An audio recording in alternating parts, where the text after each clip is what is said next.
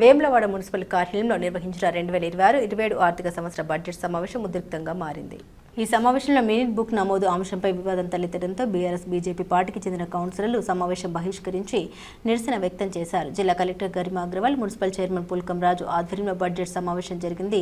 Budget ఆమోదం అనంతరం కౌన్సిలర్లకు సమావేశంపై అభ్యంతరాలు తెలిపేందుకు 7 రోజుల గడువు ఇవ్వాల్సి ఉండగా కేవలం 3 రోజులు ఇవ్వడాన్ని కౌన్సిలర్లు తప్పుబట్టారు. ఈ మేరకు వారు వినతి పత్రం సమర్పించారు. అనంతరం తమ అభ్యంతరాలను మినిట్ బుక్ లో నమోదు చేయాలని కమిషనర్ సంపత్ కుమార్ కోరగా తర్వాత నమోదు చేస్తామని సమాధానం రావడం కౌన్సిలర్ల ఆగ్రహానికి దారితీసింది. సమావేశం జరుగుతున్న సమయంలోనే నమోదు చేయాల్సిన విషయాల్ని తర్వాత రాయడం సరికాదని పేర్కొంటూ కౌన్సిలర్లు పోడియం ముందు బైఠాయించి నిరసన తెలిపారు. తదుపరి నినాదాలు చేస్తూ మున్సిపల్ కార్యాలయం ప్రధాన ద్వారం వద్దకు వెళ్లి బయట కూడా ఆందోళన కొనసాగించారు. సరైన అవగాహన లేకుండా సమావేశం నిర్వహిస్తున్నారని వారు మండిపడ్డారు.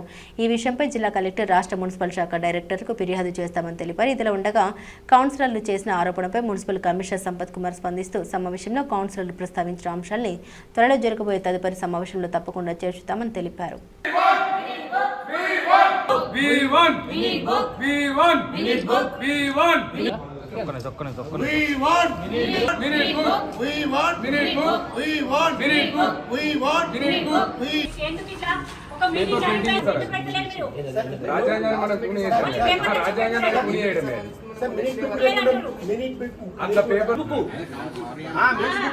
మా అంశం ఎజెండా వీళ్ళు చెప్పండి.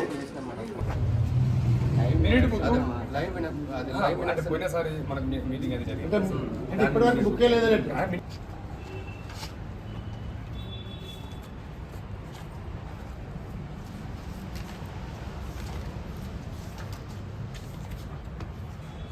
వేములవాడ మున్సిపాలిటీలో ఎంత దారుణం జరుగుతుందంటే, పోయినసారి మీటింగ్లో మేము మినిట్ బుక్ గురించి ప్రస్తావన తీసుకొచ్చినాం. ఆ రోజు తీసుకొచ్చినప్పుడు ఉన్నది తీసుకొచ్చినాం, ఖచ్చితంగా పెడతామని చెప్పారు. ఈరోజు బడ్జెట్ సమావేశాలలో మినిట్ బుక్ అడిగితే కమిషనర్ గారు లేదు అని సమాధానం చెప్పిండు. ఇది ఎంత దారుణం అంటే, మరి దీన్ని అంతా దోసుకోనికి ఉన్నారా వీళ్ళంతా? ఈ పాలకవర్గం దోసుకోనికి ఉందా, లేకపోతే ఈ కమిషనర్ గారు కూడా పాలకవర్గానికి తొత్తుగా మారి ఇట్లా మినిట్ బుక్లో ఏమేమి రాసుకుంటారు అనేది మాకు డౌట్గా ఉంది. ఖచ్చితంగా మినిట్ బుక్ను తక్షణమే ఇప్పుడు తీసుకురావాలి, లేకుంటే సాయంత్రం దాకా ఇట్లనే కూర్చున్నామని మేము శపథం చేస్తున్నాం. మరి ఏదైతే ఈ ఆర్థిక సంవత్సరానికి సంబంధించినటువంటి వార్షిక బడ్జెట్ను ఈరోజు మున్సిపల్ కార్యాలయంలో నిర్వహించడం జరిగింది. మరి ముఖ్యంగా మేము ఈరోజు బైకట్ చేసి ఇక్కడికి రావడానికి ముఖ్య ఉద్దేశం ఏంటంటే, మరి ఈ మున్సిపల్ కమిషనర్ గారు మరి మొదటగా 28వ తారీఖు నాడు బడ్జెట్ మీటింగ్ ఉంది. 28వ తారీఖు నాడు మాకు మున్సిపల్ నుంచి ఎజెండా పంపించి 31st రోజు బడ్జెట్ మీటింగ్ ఉందని చెప్పేసి మాకు సర్క్యులర్ ఇంటికి పంపడం జరిగింది. అంటే ఈ బడ్జెట్ మీటింగ్కి దాదాపు గ్రేస్ పీరియడ్ అంటే 7 days గ్యాప్ ఉండాలి.